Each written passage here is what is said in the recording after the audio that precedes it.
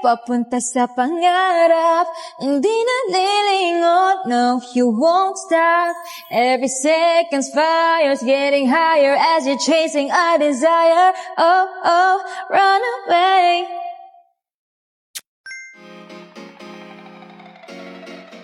Hello mga kapuso, I'm Olive May and I'm playing the role of Megan Halari and one of the members of Nixie. So my first taping day, kamusta nga ba?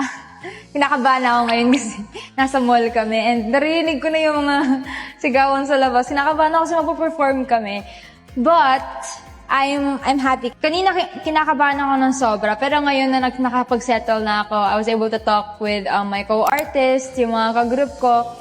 Kumalma naman ako and like, ayun, sobrang gaan na naman talaga sa set eh. Parang akala ko parang very ma-intimidate ako or parang makakabahan ako ng sobra kasi ang dami namin senior artists dito na nilalook up ko talaga na sobrang magagaling. When it comes to music, ganyan-ganyan, acting, talagang nalalamon talaga.